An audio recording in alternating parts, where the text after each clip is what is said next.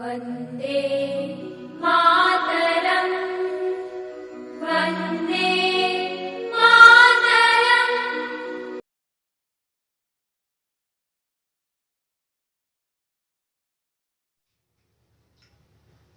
ये हमारी ancient history की 4th या 5th क्लास है, आई थिंक 5th क्लास है, ठीक है।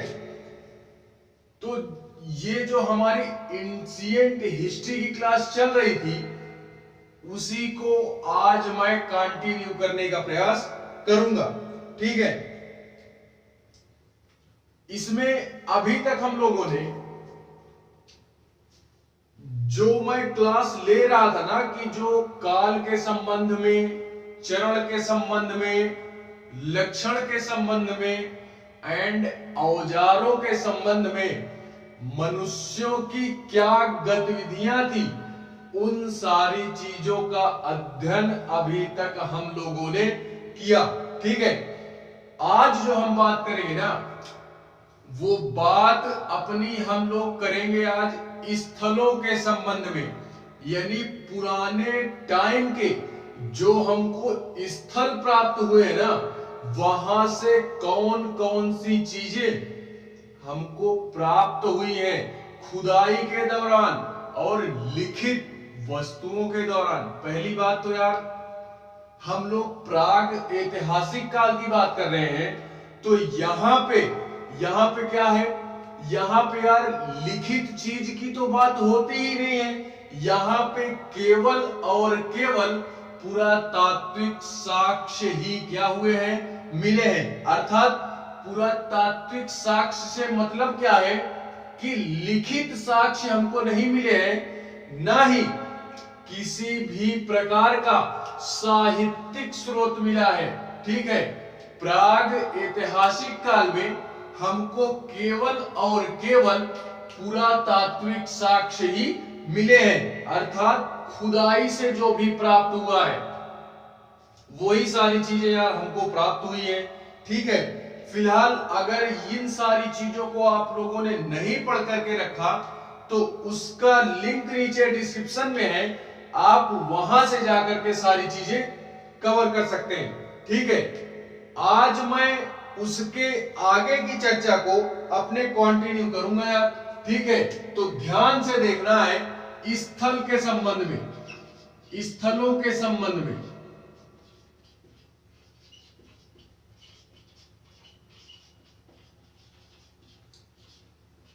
स्थलों के संबंध में देखते हैं क्या करते हैं, स्थलों के संबंध में देखते हैं कि पूरा पाषाण काल के जो स्थल मिले हैं उनमें क्या क्या चीजें मिली हैं और जो मध्य पाषाण काल एंड नव पाषाण काल के स्थल मिले हैं उनमें कौन कौन सी चीजें हमको प्राप्त हुई है, ठीक है। तो यार पहले भी बता दे कि ये जो हमारा पूरा पाषाण काल है ना, खुदाई तो बहुत की गई, पुरातत्वविद्वाओं ने, जो भी हमारा इतिहासकार थे या पुरातत्वविद लोग थे उन्होंने खुदाई तो बहुत की। क्या की? खुदाई तो बहुत की सारी चीजों को जानने के लिए, ठीक है। लेकिन कुछ जगह ऐसे हैं जहां से उनको ऐसे रोचक तथ्य प्राप्त होते हैं ना कि वो लोग हैरान हो जाते हैं। क्या हो जाते हैं? हैरान हो जाते हैं, ठीक है। तो हम लोग देखते हैं क्या, एक स्थान है अंतरिम पक्कम नाम का। क्या नाम का? ये तमिलनाडु में पड़ता है। कहां पड़ता है? मैपिंग आप इसकी भी करते जाओगे। एक बात ये भी बोल रहे हैं कि आप लोग इसकी भी मैपिंग करते जाओगे, क्योंकि अगर एग्जाम में मैप द्वारा अभी यही क्वेश्चन आ गया कि जो भी हमारे अवशेष है स्थलों को दर्शाइए या तो पॉइंट वाइज लिखिए। आप लोग यार पॉइंट वाइज लिखोगे तो उतना सटीक नंबर नहीं मिलेगा मेरे हिसाब से, अगर मैं अपनी राय देना चाहूं तो। लेकिन अगर उसी को मैप में बाकायदा दर्शा देते हैं ना कि ये स्थान है इंडिया के इस स्थल से, इस स्थान से प्राप्त हुआ है, अरे तो भाई यार वाह, क्या कहने हैं, एग्जामिनर खुश हो जाएगा यार। वो यही बोलेगा कि हाँ इस लड़के ने अध्ययन करके रखा है यार। ठीक है, तो स्थानों को भी हमको याद रखना है। इसी वजह से मैं बोलता हूं, इसी वजह से बोलता हूं कि जियोग्राफी और ये हिस्ट्री में जो भी हमारे शब्द आते हैं ना, उनको क्या करना है, इंडिकेट करना है मैप के अनुसार, जिससे हमारा क्या होता है, मैप यार, मैपिंग में भी अच्छी पकड़ बनेगी और जो भी स्थान हमको पता नहीं है ना, वो पता हो जाएगा कि कौन सा स्थान मैप में कहां दर्शाया गया है। ठीक है, तो इस वजह से मैपिंग करना है। अगर एग्जामिनर के दिल को जीतना है तो मैपिंग करो मेरे भाई। ठीक है, इसमें देखते हैं स्थलों के संबंध में, स्थलों के संबंध में क्या देखते हैं कि एक स्थान है हमारा अंतरिम पक्कम नाम का। ये थोड़ा सा वर्ड यार सटीक नहीं है, जानते हो, थोड़ा सा वर्ड जो है, पुराने टाइम के यार नाम कैसे होते थे वो आप लोग बखूबी समझते हो, वो बताने की आवश्यकता मुझे नहीं है। ठीक है, तो एक स्थान है हमारा अंतरिपक्कम नाम का, ये तमिलनाडु में पड़ता है। कहां पड़ता है, तमिलनाडु में पड़ता है। और एक स्थान है हमारा हथनोरा। क्या है, हथनोरा। यहां पे ये मैं पूरा पाषाण की बात कर रहा हूं। किसकी बात कर रहे हैं, स्थलों के संबंध में। पूरा पाषाण काल, पूरा पाषाण काल, पूरा पाषाण काल के जो स्थल हमको मिले ना, उन्हीं की बात हम लोग अभी कर रहे हैं, उन्हीं की बात हम कर रहे हैं। ठीक है, तो पूरा पाषाण काल में एक स्थान हमारा है अंतरिपक्कम नाम का, जो कि तमिलनाडु में है। यहां से भी हमको कुछ प्राचीन स्थल मिले हैं। अंतरिपक्कम से कुछ प्राचीन स्थल मिले हैं। और एक स्थान है हमारा हथनोरा। क्या है, हथनोरा। हथनोरा से भी हमको कुछ स्थल मिले हैं। यहां से जानते हो क्या प्राप्त हुए हैं, यहां से सबसे पहले की बात की जा रही। इस वजह से इन दो नामों को याद करना है कि अंतरिम पक्कम, अंतरिम पक्कम, अंतरिम पक्कम से ये कहां है, तमिलनाडु में है। दक्षिण साइड जाओगे आप, तमिलनाडु। एंड उसके बाद अगर मैं बात करूं, हथनोरा पड़ता है। हथनोरा ये एक प्राचीन स्थल ऐसा है, यहां से भी, ये कहां है, मध्य प्रदेश में। मध्य प्रदेश में, मध्य प्रदेश। आप मध्य भारत में आओगे, मध्य भारत में आओगे तो ये मध्य प्रदेश पड़ता है। तो इन दोनों स्थानों से हमको सबसे पहले क्या मिला है, मानव के खोपड़ी के अवशेष मिले हैं। यही से तो ये क्वेश्चन यहां से यार बन सकता है कि सबसे पहले मानव के खोपड़ी के अवशेष किन स्थलों से प्राप्त हुए हैं। ठीक है, तो इन दो स्थानों को हमको याद रखना है कि जो मानव के खोपड़ी के अवशेष मिले हैं ना, वो कहां से मिले हैं, अंतरिपक्कम एक स्थान है तमिलनाडु में, एंड दूसरा स्थान है हमारा हथनोरा मध्य प्रदेश में। कहां पे, मध्य प्रदेश में। मानव के खोपड़ी के अवशेष, मानव के खोपड़ी के अवशेष प्राप्त हुए हैं यहां से खुदाई के दौरान। ठीक है, खुदाई के दौरान सबसे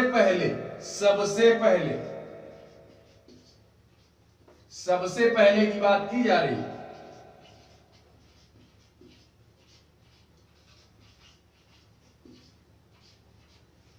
अभी यार जैसे खुदाई क्यों होती है जानते हो? अभी यार जैसे हम लोग यहाँ पे पढ़ रहे हैं, हम लोग यहाँ पे पढ़ रहे हैं, कुछ हो गया जिस कारणवश हमारी यहीं पे दब करके जैसे मृत्यु हो जाती है, और क्या होता है कि यहाँ की सारी चीजें, यहाँ की सारी चीजें यार समाप्त हो जाती है, और मैं जैसे यहाँ पे पढ़ा रहा हूं ना, तो मेरी भी मृत्यु जैसे यहां से दबके अगर हो जाती है ना, तो जो हमारे भविष्य में आने वाले जो पुरातत्वविद लोग हैं ना, उन लोगों ने अगर खुदाई की या मतलब खोज की, और यहां मुझे उन लोगों ने पाया ना, तो उनको कुछ ना कुछ तो यहां से मिलेगा ही। तो इसी तरह ये जो हमारे आज के पुरातत्वविद है ना, ये क्या करते हैं, ये यार पुराने जमाने के, पुराने टाइम के लोगों के साथ, यानी लोग किस प्रकार के थे, किस प्रकार का जीवन व्यतीत करते थे, उन सारी चीजों का वर्णन हमको कहां पे मिलता है? क्योंकि यार किसी ने देखा तो नहीं है ना, देखा किसी ने नहीं है, इसीलिए थोड़ा सा जानते हो, हिस्ट्री को हम लोग काल्पनिक मानते हैं। क्या मानते हैं? ये केवल और केवल खुदाई में जो अवशेष मिले हैं, ये केवल और केवल एक कल्पना की जाती है, इसको हम पूरी तरीके से सत्य भी नहीं मान सकते, पूरे तरीके से सत्य भी नहीं मान सकते हैं, और पूरे तरीके से इसको झुठला भी नहीं सकते हैं। ठीक है, तो हमको फिलहाल में उस पे चर्चा नहीं करनी, हमको केवल पढ़ के एग्जाम क्रैक करना है, इस वजह से हम उस पे अपनी चर्चा को नहीं करेंगे। ठीक है, इसको हमको सारी चीजें याद रखनी है, फिलहाल में इतनी सारी चीजें याद रखनी है। और अगर एक चीज बताऊं तो एक हमारा भीमबेटका आता है। क्या आता है? भीमबेटका। ये भी हमारा मध्य प्रदेश में है। मध्य प्रदेश में एक नदी बहती है हमारी, नर्मदा नदी। कौन सी नदी? नर्मदा नदी। उसी के तट के किनारे हमारी एक गुफा है, भीमबेटका की गुफाएं। उन गुफाओं से ये गुफा भी बहुत प्रसिद्ध है, जो कि ये भी पूरा पाषाण काल के अंतर्गत ही आती है। ठीक है, तो ये भीमबेटका की जो गुफा है ना, यहां से हमको चित्रकारी के अवशेष मिले हैं, और कहीं से चित्रकारी के अवशेष हमको और कहीं से नहीं मिलते हैं। ठीक है, तो इसको भी याद रखना है कि भीमबेटका की गुफाओं से, भीमबेटका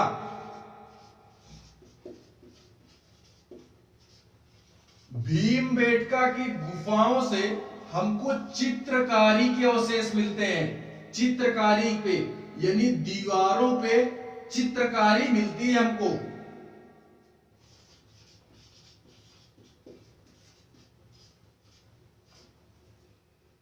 ये नर्मदा नदी के किनारे है, नर्मदा नदी के मध्य प्रदेश में।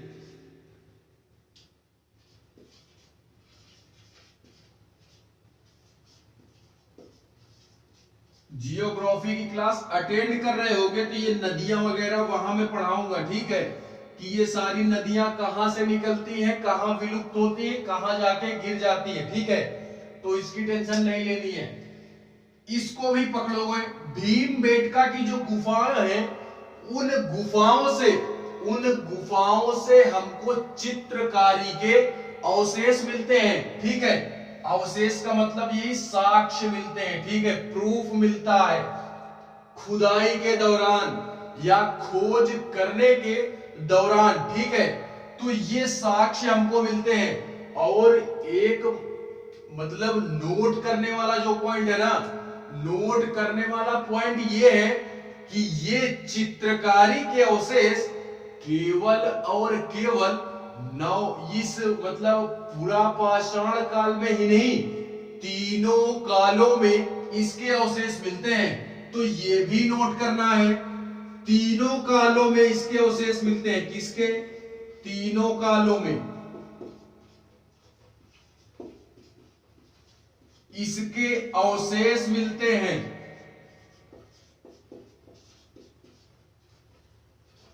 तीनों कालों में इसके अवशेष मिलते हैं। किसके? किसके अवशेष मिलते हैं? चित्रकारी के जो अवशेष है ना, वो तीनों कालों में मिलते हैं, ना कि केवल पूरा पाषाण काल में, मध्य पाषाण काल में और नव पाषाण काल में। ये तीनों में ही ये प्रूफ मिलते हैं यार। ठीक है, चित्रकारी के अवशेष यानी जानते हो, जो लोग हुआ करते थे ना उस समय यार, कुछ होता तो था नहीं, उस समय होता तो था नहीं कुछ, लेकिन हाँ उससे ये जरूर पता चलता था कि उस समय के व्यक्तियों के पास देखो कितना सारा टैलेंट, बिना पढ़े लिखे इतना टैलेंट। और ये भी पता चलता था कि उस समय के व्यक्ति का मूड कैसा था। वो यार गुस्से में होगा तो कोई चित्रकारी करेगा क्या? नहीं ना। कोई गुस्से में होगा तो आप बोलो चित्रकारी करेगा क्या? नहीं। तो इसी कारणवश उस समय के व्यक्तियों का हमको मूड का पता चलता था कि वो लोग उस समय यार, मनोरंजन का कुछ था नहीं। आज के टाइम पे तो मोबाइल वगैरह, पीसी, लैपटॉप, टीवी वगैरह है, तो इसमें बाकायदा हम लोगों का टाइम पास होता है। लेकिन अगर मैं वही पुराने समय की बात करूं तो यार उस समय था तो कुछ नहीं था। उस समय केवल और केवल व्यक्ति क्या करता था, इतना जानता था कि हमको शिकार करना है, अपना पेट भरना है और इंजॉयमेंट में क्या करना है, इंजॉयमेंट में यार यही कभी कभार चित्रकारी कर देनी है। ठीक है, और चित्रकारी ये आजकल की चित्रकारी नहीं, फूल वगैरह ये मतलब सीनरी बना दिए। वो लोग चित्रकारी जो करते थे ना, वो मतलब मुझे जहां तक लग रहा है, मैं अपना एक्सपीरियंस शेयर करूंगा कि जब वो लोग या तो शिकार करके जाते थे, शिकार करने जाते थे, उसके पहले पेंटिंग बनाते थे, या तो शिकार करके वापस आते थे तो पेंटिंग बनाते थे। बोल दो भैया यार ऐसा क्यों बोल रहे हो? तो मैं यार इसलिए बोल रहा हूं कि उसमें जो चित्रकारी के अवशेष मिले हैं ना, वो केवल और केवल शिकार करते हुए ही मिले हैं। मतलब एक पशु बना दिया, उसके पीछे भागता हुआ मनुष्य बना दिया, इस तरह के अवशेष हमको मिले हैं। तो इससे जहां तक मुझे लग रहा है, पढ़ने के अनुसार, मेरे समझने के अनुसार, तो वो सारी चीजें यार इस लिहाज से बनाई गई थी कि हाँ उनका माइंड भी फ्रेश हो सके और वो अपना एक्सपीरियंस भी दीवार पे पूरी तरीके से क्या कर सके, उतार सके। ठीक है, तो फिलहाल में यहां पे मैं केवल और केवल जो मोस्ट इंपॉर्टेंट टॉपिक है उसी को यहां टच करूंगा, उसी को यहां पे टच करूंगा। बाकी इसके बाद इसी बुक को एक बार मैं फिर से पढ़ाऊंगा मेंस की हैसियत से। अभी ये प्रीलिम्स की हैसियत से है, मेंस की हैसियत से फिर से पढ़ाएंगे, तो इससे भी डिटेल में अध्ययन हम लोग करेंगे, इससे भी डिटेल में करेंगे।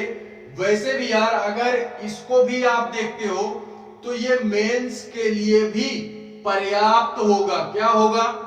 मेंस के नजरिए से भी पर्याप्त क्लास होगी।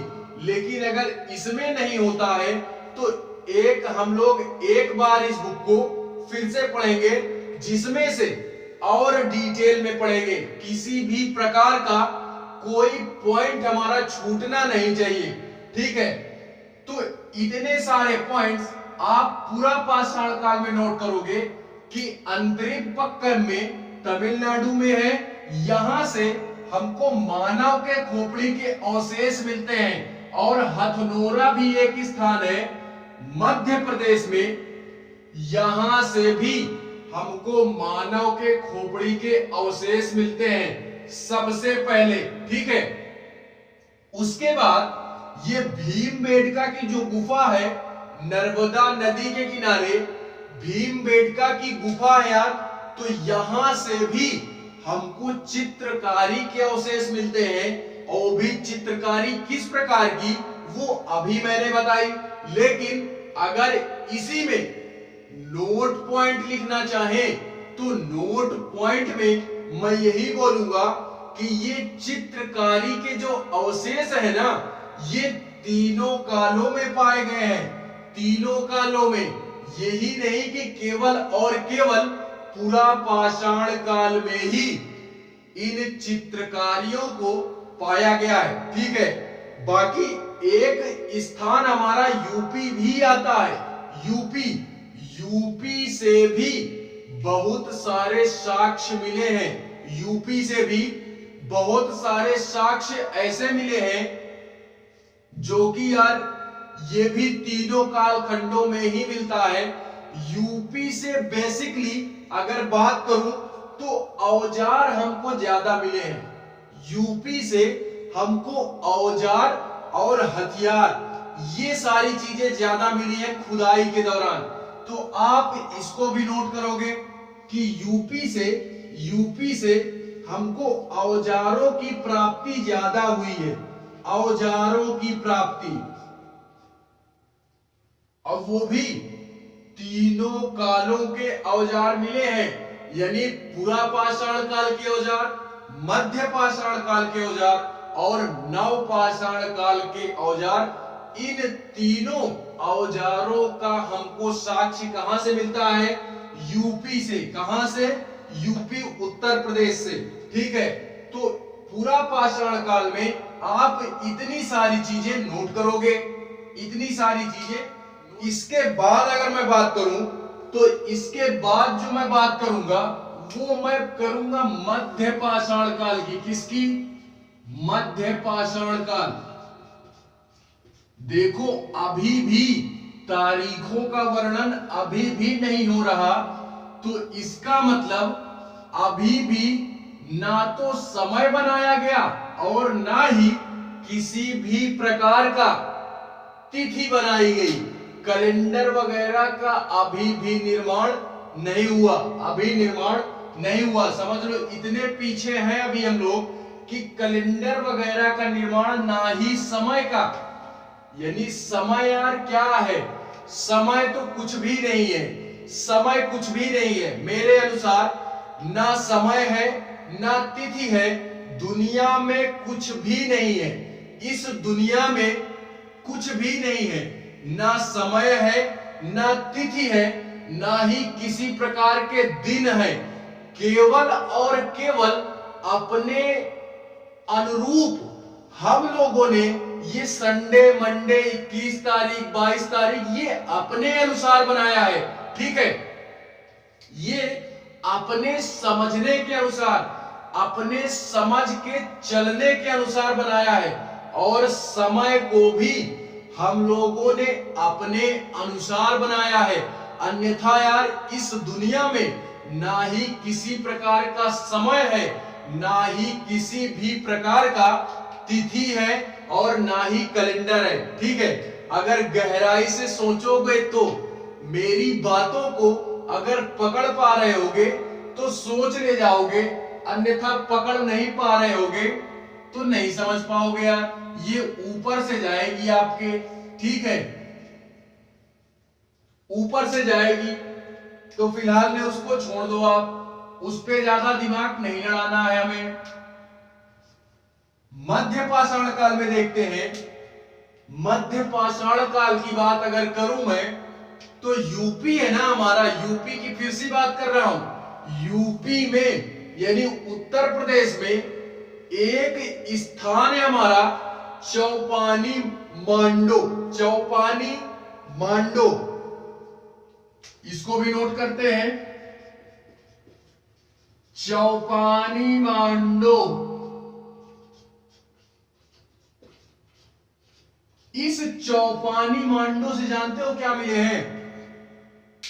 इस चौपानी मांडो से हमको मृदभांड के अवशेष मिले हैं। किसके अवशेष मिले हैं? मृदभांड, मृदभांड। देखो कितना भयानक नाम है, मृदभांड के अवशेष। अब मृदभांड होता क्या है मेरे भाई? तो मृदभांड जो होता है ना, मिट्टी के बर्तनों के अवशेष। अब देख लो यहां से, मिट्टी के बर्तनों के अवशेष भी मिलने लगे। खुदाई के दौरान हमको मिट्टी के बर्तन भी मिलने लगे। ठीक है, तो ये सबसे पहले जानते हो कहां से मिला? ये यूपी से मिला है। कहां से? यूपी से। यूपी में एक स्थान है हमारा चौपानी मांडो, यहां से हमको मृदभांड के अवशेष मिले हैं। मृदभांड होता क्या है? तो मिट्टी के बर्तन, मिट्टी के बर्तनों को ही हम क्या बोलते हैं? मृदभांड बोलते हैं। क्या बोलते हैं? मृदभांड के नाम से जानते हैं। ठीक है, उसके बाद और बहुत सारी चीजें हैं यार जो यूपी से प्राप्त हुई हैं, लेकिन अभी मैं केवल फैक्चुअल चीजें इस वजह से बता रहा हूं, केवल हमको प्रेम से कनेक्ट करना है इस वजह से।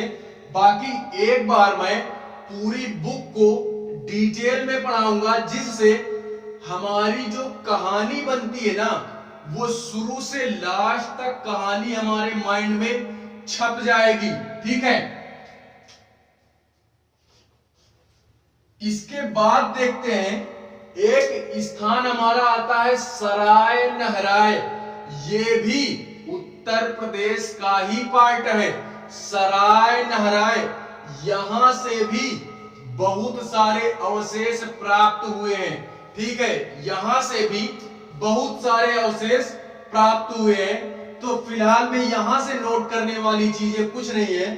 ठीक है, लेकिन एक पॉइंट अब जो बताऊंगा इसको नोट करना। राजस्थान में, राजस्थान पाकिस्तान से सटा है ये राज्य हमारा।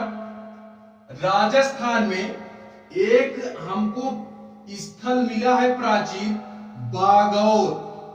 बागौर क्या मिला है? बागौर।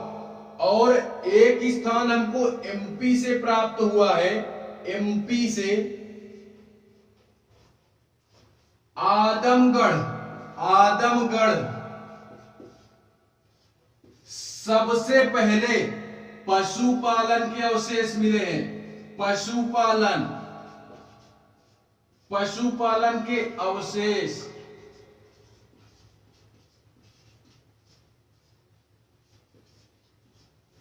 सबसे पहले पशुपालन के अवशेष मिलते हैं कहां से?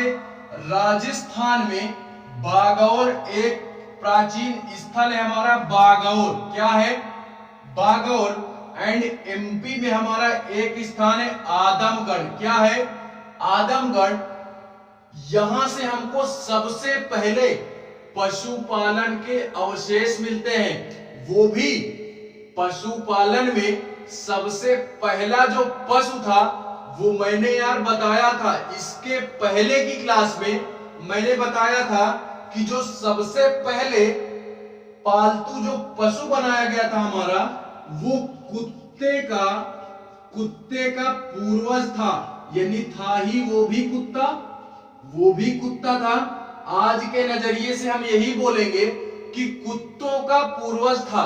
जैसे मनुष्यों के हम बोलते हैं ना कि बंदर पहले थे, आदि मानव जिनको हम बोलते थे, तो वो मनुष्यों के पूर्वज थे। उसी प्रकार ये कुत्ते जो है ना, कुत्तों के पूर्वज को पालतू पशु बनाया गया पहली बार। कुत्ता ही लिखो, कुत्ता ही लिखो, पूर्वज वगैरह जाने दो।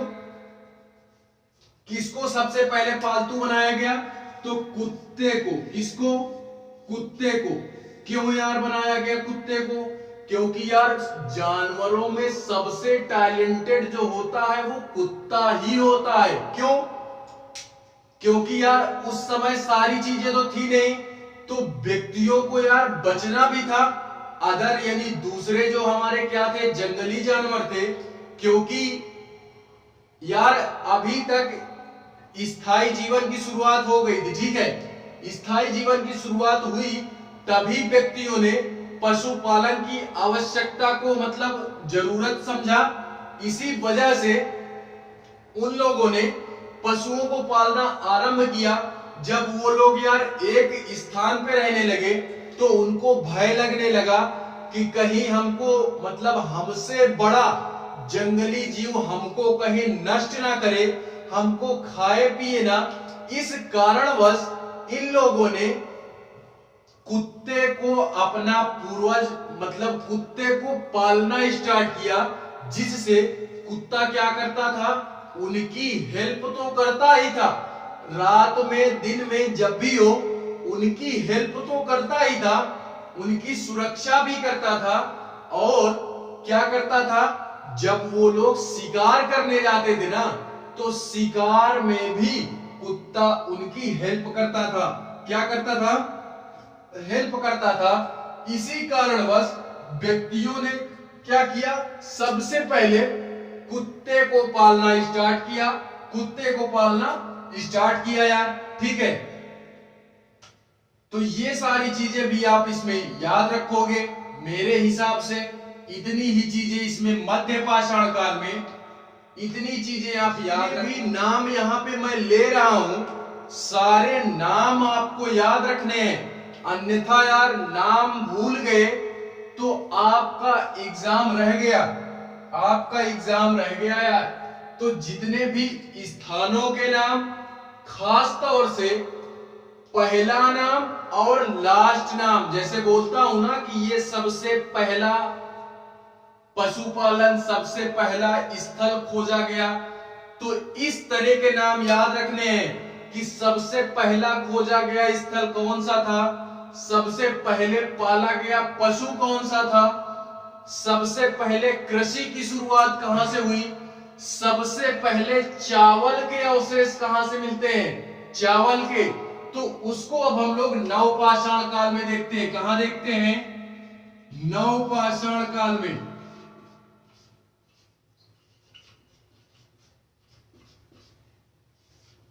नवपाषाण काल में एक स्थान है हमारा जम्मू कश्मीर में, बुर्ज होम। क्या है, बुर्ज होम नामक एक स्थान है जम्मू कश्मीर में।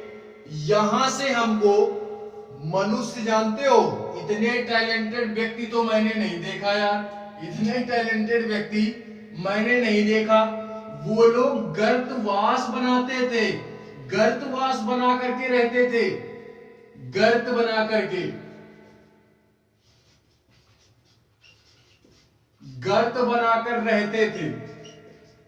अब गर्त क्या होता है, गर्त का मतलब है मतलब जमीन के अंदर गड्ढा खोद करके, वो लोग घर तो पहले बनाना जानते नहीं थे, तो वे लोग केवल इतना ही जानते थे कि अगर हमको अदर मतलब बड़े जीव जंतुओं से और ठंड से बचना है ना तो गड्ढा खोद के रहो।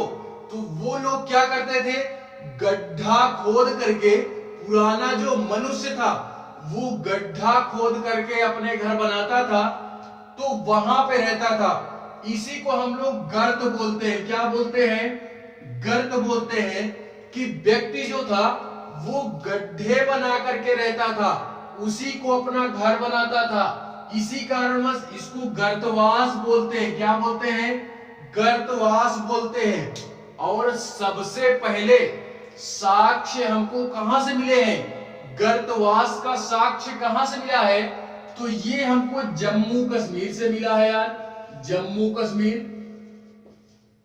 उत्तर साइड भारत में आप जाओगे, उत्तर साइड में, तो ये जम्मू कश्मीर उधर ही पड़ता है, उत्तर साइड में। ठीक है, तो वहां पे हमको क्या है कि गर्तवास के अवशेष मिले हैं, गर्तवास के अवशेष मिले हैं यार। ठीक है, तो एक पॉइंट इसमें ये याद रखना है। अब चीरांद एक स्थान है हमारा, चीरांद,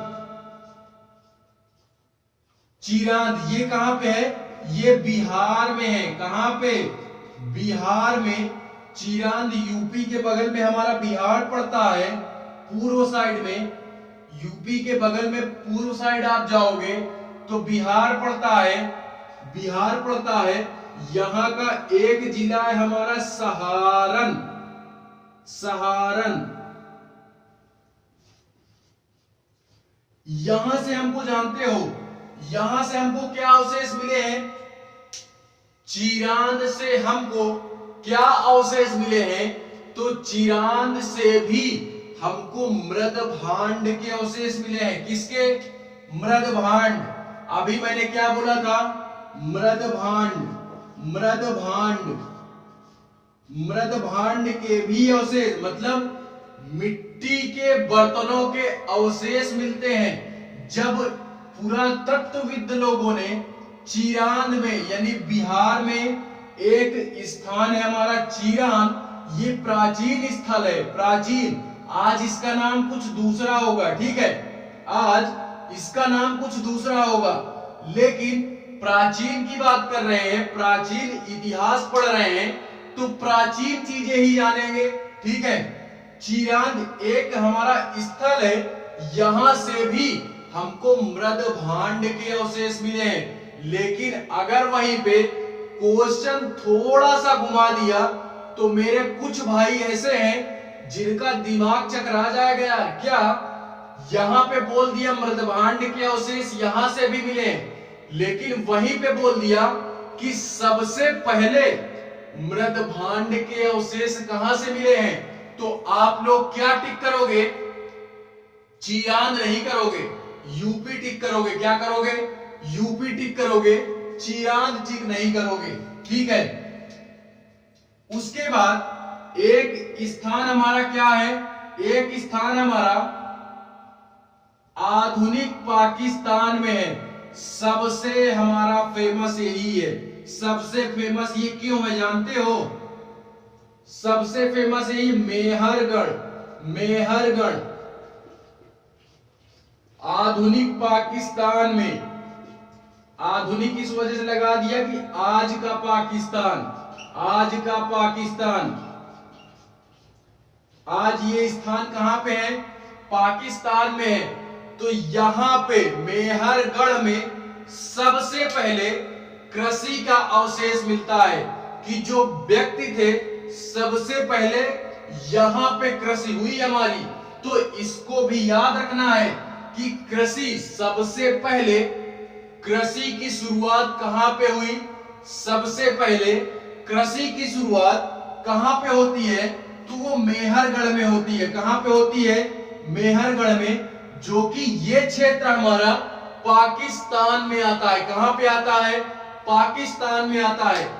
ये सारी चीजें मैं पहले बता चुका हूं कि कृषि कैसे स्टार्ट हुई होगी, पशुपालन कैसे स्टार्ट हुआ होगा, बस्तियां बसनी कैसे स्टार्ट हुई होगी।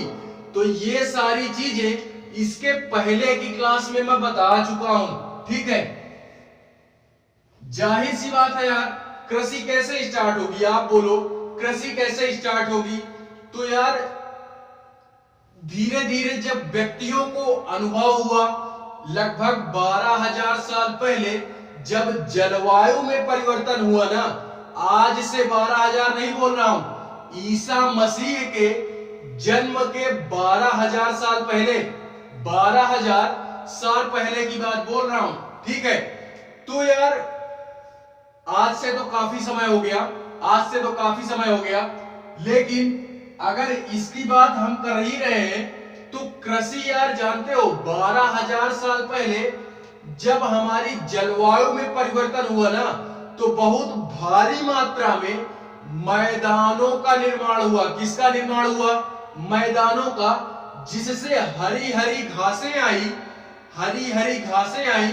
तो यहाँ पे जो भी हमारे क्या थे, शाकाहारी पशु थे ना, जैसे हिरन वगैरह, बकरी वगैरह, इस तरह के पशु हमारे यहाँ पे चरने के लिए आए और इनका शिकार करने के लिए इनके पीछे पीछे व्यक्ति भी आए, पीछे पीछे व्यक्ति भी आए और उन लोगों ने इनका शिकार किया।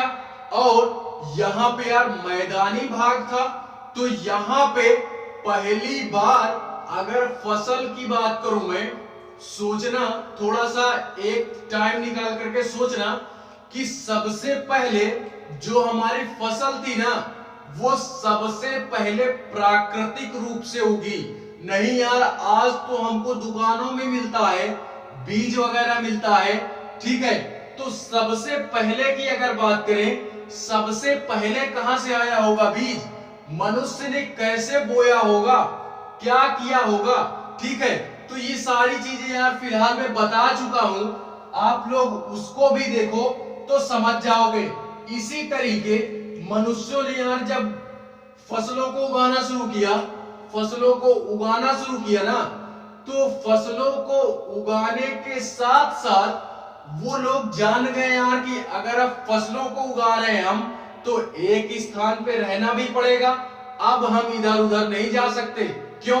क्योंकि यार खेती करने में हमको समय तो लगता ही है। आज भी देखते होंगे आप लोग, एक फसल को काटने में मैक्सिमम यार 3 से 4 मंथ तो लगते ही हैं, ठीक है।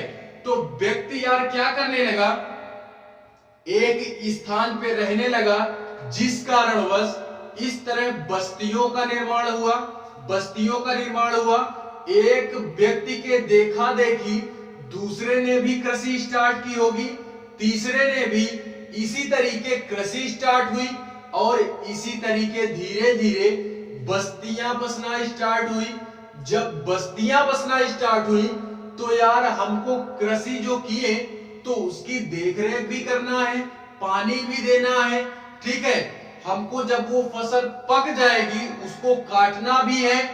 तो इन सारी चीजों को व्यक्ति धीरे धीरे रहते रहते क्या हो गया, समझ गया। व्यक्ति धीरे धीरे रहते रहते समझ गया, ठीक है। तो वही कृषि की जो शुरुआत है वो मेहरगढ़ से होती है। कहां से होती है? मेहरगढ़ से, जो कि आधुनिक पाकिस्तान में पड़ता है। कहां पे पड़ता है? आधुनिक पाकिस्तान में पड़ता है, ठीक है। तो ये नवपाषाण काल से रिलेटेड आप इतनी सारी चीजें याद रखोगे। चैप्टर हमारा यहां से क्या होता है, इंड होता है। चैप्टर हमारा यहां से इंड होता है। क्या होता है? इंड होता है। फिलहाल में कुछ तथ्य आप नोट करो, कुछ नोट पॉइंट में आप लोग नोट करोगे क्या कि आग की खोज कब हुई? आग की खोज कब हुई?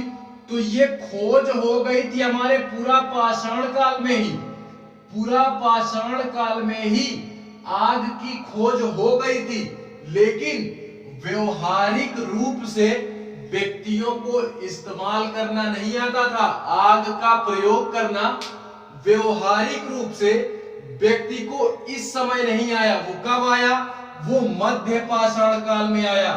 मध्य पाषाण काल में इनके पास इतना दिमाग आया कि चलो अब हम इसका व्यवहारिक रूप से भी इस्तेमाल कर सकते हैं। नहीं, आग की खोज तो ये जान गए थे, पत्थरों से टकरा करके आग की खोज हुई थी, पत्थरों से टकरा करके, ठीक है। लेकिन ये खोज कर लिए थे, लेकिन ये नहीं जानते थे कि हम आग से जानवरों को भी भगा सकते हैं, या रोशनी भी कर सकते हैं अंधेरे में, या तो हम खाना पकाने के लिए भी आग का प्रयोग कर सकते हैं, ठीक है। तो ये होता है व्यवहारिक प्रयोग करना। तो इस तरह व्यवहारिक प्रयोग आग की खोज की कब हुई? तो वो मध्य पाषाण काल में हुई। कब हुई? मध्य पाषाण काल में। बाकी खोज तो इनको यार पूरा पाषाण काल में ही ये खोज लिए थे, ठीक है। उसके बाद दूसरा नोट पॉइंट क्या, कृषि की शुरुआत कब हुई? कृषि की शुरुआत कब हुई? नवपाषाण काल में। नवपाषाण काल में। पहिए की खोज कब हुई? पहिए की, तो ये भी नवपाषाण काल में हुई। जो पहिया आज आप देख रहे हो किसी भी बाइक का, इन सारी चीजों का, तो यही पहिया हमारा सबसे पहले जो खोजा गया था ना, वो कब खोजा गया? नवपाषाण काल में। यातायात का जो साधन है, ट्रैवलिंग का जो हमारा आज का जो बेस है, जो माध्यम है, तो चाक के लिए पहिए का प्रयोग कब किया गया? पहिए का प्रयोग कब किया गया? तो वो नवपाषाण काल में। कब किया गया? नवपाषाण काल में पहिए की खोज होती है। ये जो मैं बोल रहा हूं नवपाषाण काल, पुरापाषाण काल, मध्यपाषाण काल, तो इतने पुराने समय में तारीखें हमारी नहीं थी, तो हम लोग इन्हीं को तारीख मानते हैं। ये नवपाषाण क्या है? ये पुराने तौर से हम लोग ये बोल सकते हैं कि ये तारीख है। क्या है? ये तारीख ही है। नवपाषाण काल, जहां भी नाम आ जाए नवपाषाण काल, मध्यपाषाण काल या पुरापाषाण काल, तो आप लोगों के माइंड में खटकना चाहिए कि ये यार हमारे प्राचीन की बात हो रही है। प्राचीन की बात हो रही है तो प्राचीन में यही तारीखें थी हमारी। प्राचीन में यही थी हमारी तारीखें, यही थी तारीखें। ठीक है, इन्हों के माध्यम से, इन्हीं सब के माध्यम से हम क्या करते हैं? जानकारियों को अपने एकत्रित करते हैं। ठीक है, और एक नोट पॉइंट और नोट करते हैं, एक नोट पॉइंट और नोट करते हैं कि सबसे पहले जो हथियार या औजार का प्रयोग किया गया व्यक्ति के द्वारा या मनुष्यों के द्वारा, वो हथियार हमारा कौन सा था? तो कुल्हाड़ी थी। कुल्हाड़ी सबसे पहले मनुष्यों ने किसका प्रयोग किया? हथियार के माध्यम से। तो वो कुल्हाड़ी का प्रयोग किया। किसका प्रयोग किया? कुल्हाड़ी का प्रयोग किया सबसे पहले मनुष्यों ने। ठीक है, दूसरा नोट पॉइंट, सबसे पहले ऐसी कौन सी धातु है जिसका मनुष्यों ने सर्वप्रथम प्रयोग? तांबा था, ना कि कांसा था, तांबा था। क्या था? तांबा था। सबसे पहले प्रयोग की जाने वाली धातु कौन सी थी? धातु वो कौन सी थी? तो वो तांबा थी हमारी। क्या थी? तांबा थी। और इसी के बाद अगर एक पॉइंट और नोट करें कि मनुष्यों के द्वारा सबसे पहले पाला गया पशु कौन था? तो वो कुत्ता था। कौन था? कुत्ता था। इतनी सारी चीजें याद रखोगे। अभी तक यार हम लोगों ने इतनी सारी चीजें इंपॉर्टेंट थी, इसमें तो एक नजर में आप इसको भी नोट कर सकते हो कि आग की जो खोज थी वो पुरापाषाण काल में ही हुई, लेकिन व्यवहारिक रूप से इसका प्रयोग किया गया कब? वो मध्यपाषाण काल में। कब किया गया? मध्यपाषाण काल में। कृषि की जो खोज हुई वो नवपाषाण काल में हुई। बस्तियां बसना कब स्टार्ट हुई? वो भी नवपाषाण काल में हुई। ठीक है, और पहिए का इस्तेमाल कब किया गया? पहिए का खोज कब हुआ? तो वो भी नवपाषाण काल के अंतर्गत ही होता है। ठीक है, सबसे पहले हथियार कौन सा था जो व्यक्तियों ने प्रयोग किया? तो वो था हमारा क्या? कुल्हाड़ी। और सबसे पहले प्रयोग में लाया जाने वाला धातु कौन सा था मनुष्यों के द्वारा? तो वो थी हमारे तांबा। और सबसे पहले पालतू पशु कौन था? तो वो कुत्ता था यार। कौन था? कुत्ता था। तो इतनी सारी चीजें आप याद करोगे, इतनी सारी चीजें याद करोगे। ये चैप्टर यहां से एंड होता है। इसके बाद थोड़ी सी छोटी शुरुआत हम अगले चैप्टर की भी करते हैं, अगले चैप्टर की भी करते हैं थोड़ी सी शुरुआत। ठीक है, तो आप इससे रिलेटेड इतने सारी चीजें जो भी अभी तक हम लोगों ने पढ़ी, आप लोग इसको याद रखोगे। बाकी इसके बाद हम लोग देखते हैं। सबसे पहले मैं अगर उसी की बात करूं तो इसके आगे एक हमारा ये भी यार चैप्टर क्या है, बहुत ही इंपॉर्टेंट चैप्टर है। क्यों? क्योंकि अभी छोड़ो फिलहाल में, वो जो अभी हम पढ़ेंगे ना तो खुद ब खुद समझ में आ जाएगी सारी चीजें कि ये चैप्टर हमारे लिए क्यों इंपॉर्टेंट है। ठीक है, क्यों इंपॉर्टेंट है वो समझ जाएंगे। तो जो चैप्टर का अध्ययन आज हम लोग करेंगे उसका नाम क्या है? सिंधु घाटी सभ्यता। सिंधु घाटी सभ्यता, सिंधु घाटी सभ्यता। सबसे प्राचीन ये नगरीय विस्तार जो है हमारा, सबसे प्राचीन नगर अगर कहीं खोजा गया, वो चाहे विश्व की बात करें चाहे भारत की बात करें, सबसे पहले जो नगरीय विस्तार था ना, यानी आज के जैसा ही ये हमारी सिंधु घाटी सभ्यता थी। अभी जब हम पढ़ेंगे ना, मुझे तो यार पढ़ के थोड़ा सा इंटरेस्टिंग लगा, क्योंकि आज से 4700 साल पूर्व, 4700 साल पूर्व की ये घटना है हमारी। तो यार इतनी टेक्नोलॉजी मुझे तो सोचने पर मजबूर कर रही है यार, कि आज से 4700 वर्ष पूर्व इतनी टेक्नोलॉजी। अरे भाई यार, आज के जैसा ही पक्के मकान, नालियां, बाकायदा नालियां भी, तो सारी चीजें हम देखते हैं। फिलहाल में शुरुआत से देखते हैं, सिंधु घाटी सभ्यता हमारी क्या है।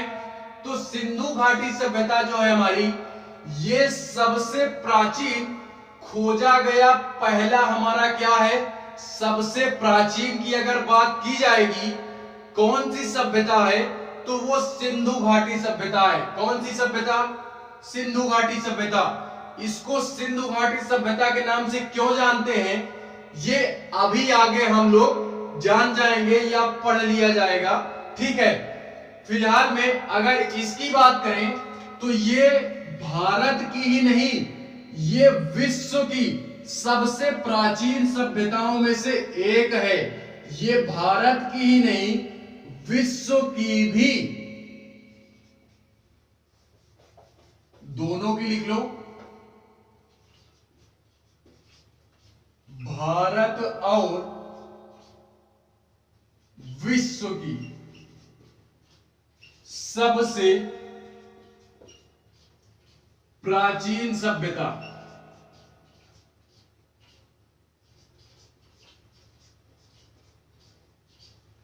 सबसे प्राचीन सभ्यता थी हमारी कौन?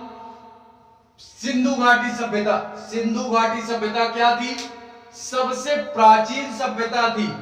इसकी खोज की अगर मैं बात करूं तो खोज की बात अभी हम लोग आगे थोड़ी देर बात करते हैं, ठीक है। लेकिन आप इसको याद रखोगे कि भारत और विश्व की सबसे प्राचीन सभ्यता है ये विश्व की, इसको भी पकड़ोगे। ये हमारा एक यार अभी हम लोग पढ़ेंगे आगे क्लास में, वैदिक काल आता है। क्या आता है? वैदिक काल। तो वैदिक काल की स्थापना हमारे किन लोगों ने की? आर्य लोगों ने।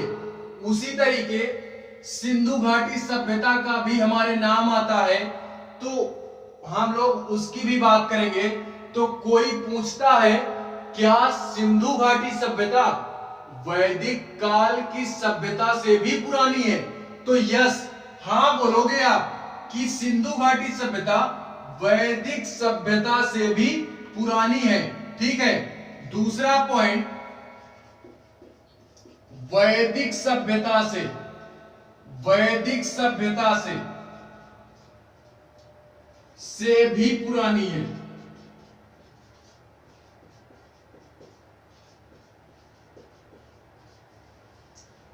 और यह विश्व की 4 ऐसी सभ्यताएं हैं जिनसे और पुरानी है। विश्व की मतलब इसका नाम आता है, विश्व की 4, विश्व की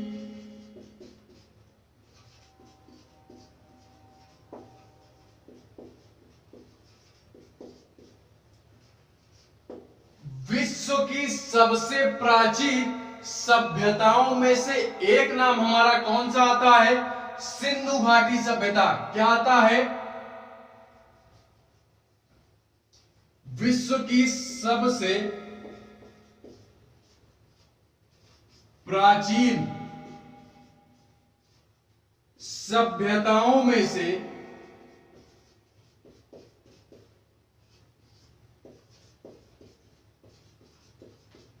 एक सभ्यता हमारी क्या है? सिंधु घाटी सभ्यता। तो इस सिंधु घाटी सभ्यता को हम नाम देते हैं भारत की सभ्यता, भारत की सभ्यता। दूसरा है हमारा पाकिस्तान की सभ्यता, पाकिस्तान की सभ्यता। इसका विस्तार कहां कहां है अभी हम बाद में देखेंगे, जितना दिखा रहा हूं उतना देखना है। चीन की सभ्यता, चीन की सभ्यता। मिस्र की सभ्यता, मिस्र की सभ्यता।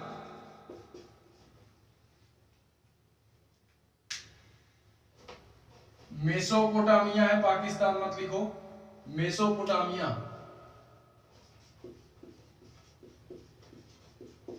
मेसोपोटामिया की सभ्यता, ये हमारा बलूचिस्तान साइड पड़ता है, ठीक है। पश्चिम में आप जाओगे, पाकिस्तान के और पश्चिम में जाओगे तो बलूचिस्तान में पड़ता है मेसोपोटामिया। मिस्र की सभ्यता, या इसको हम नील की सभ्यता भी बोलते हैं, नील सभ्यता के नाम से भी जानते हैं। तो ये चार प्राचीन सभ्यताएं ऐसी हैं, इन्हीं में से एक नाम हमारा कौन आता है, सिंधु घाटी सभ्यता, जिसको हम भारत की सभ्यता के नाम से भी जानते हैं, ठीक है। तो इन चार सभ्यताओं को भी आपको याद रखना है। सभ्यता का मतलब क्या है, थोड़ा सा सभ्यता का मतलब यह है कि नगर जो हमारे थे, पुराने नगर जो हमारे थे, सभ्यता का मतलब वही है, ठीक है। तो इन चार सभ्यताओं का आप नाम याद रखोगे कि विश्व की, अगर मैं पूछूं आपसे कि विश्व की चार प्राचीन सभ्यताओं के नाम बोलो आप, जिसमें सिंधु घाटी सभ्यता का भी नाम शामिल होना चाहिए, तो आप लोग यही नाम लोगे, भारत की सभ्यता, या हम इसको सिंधु घाटी सभ्यता बोलते हैं। मेसोपोटामिया की सभ्यता बलूचिस्तान में है। चीन की सभ्यता आप जानते ही हो। मिस्र की सभ्यता या नील की सभ्यता ये अफ्रीका में है। कहां पे? अफ्रीका में। बलूचिस्तान साइड से आप लोग यार और पश्चिम में जाओगे, बलूचिस्तान से और पश्चिम में जाओगे तो हमारी मिस्र की सभ्यता मिलेगी। कौन सी सभ्यता? मिस्र की सभ्यता। फिलहाल में हमको बात किसकी करनी है? सिंधु घाटी सभ्यता की। तो हम यार सिंधु घाटी सभ्यता पढ़ेंगे, ठीक है। सिंधु घाटी सभ्यता पढ़ेंगे और सिंधु घाटी सभ्यता को हम यार कुछ पार्ट में डिवाइड कर देते हैं। क्या करते हैं? सिंधु घाटी सभ्यता को मैं कुछ पार्ट में डिवाइड करता हूं कि सिंधु घाटी सभ्यता को हम लोग पढ़ेंगे कैसे। तो पहली बात अगर मैं करूं तो सिंधु घाटी सभ्यता को हम लोग पढ़ेंगे खोज के संदर्भ में। इसकी खोज कब हुई? खोज के संदर्भ में। खोज के बाद तारीखों के संबंध में या काल के संबंध में,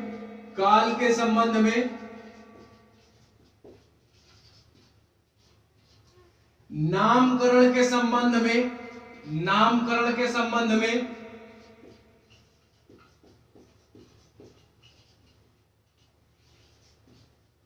उसके बाद नामकरण के बाद अगर मैं बोलूं तो उद्भव के संबंध में, उद्भव इसका विकास कहां पे हुआ, कैसे हुआ, उद्भव के संबंध में।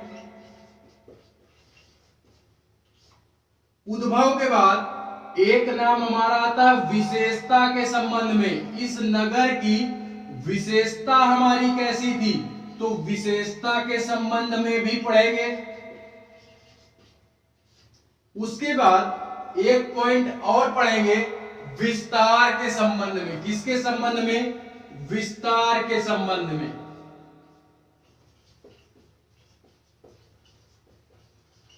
सिंधु घाटी सभ्यता में इतने सारे पॉइंट्स हमको पढ़ने हैं, सिंधु घाटी सभ्यता की खोज कब हुई, खोज कैसे हुई, कब हुई, इसको हम काल के संबंध में देखेंगे। इसका नाम सिंधु घाटी सभ्यता कैसे पड़ा, फिलहाल में इसको हम 3 नामों से जानते हैं, तो वो आगे देखेंगे। नाम कैसे पड़ा उसके संबंध में, इस सभ्यता का विकास कब हुआ उसके संबंध में, कैसे हुआ उसके संबंध में, यहाँ के नगरों के लोगों की क्या विशेषताएं थी, भवनों की क्या विशेषताएं थी, यहाँ के समाज की क्या विशेषताएं थी, उसको हम लोग देखेंगे। और ये पूरी की पूरी सिंधु घाटी सभ्यता ये हमारा कहां कहां पे विस्तृत थी, ठीक है, इसका विस्तार कहां कहां पे हमको देखने को मिलता है। तो यार इसका विस्तार ज्यादातर जो मिलता है वो भारत क्षेत्र में ही मिलता है। कहां पे मिलता है, भारत के क्षेत्र में ही मिलता है।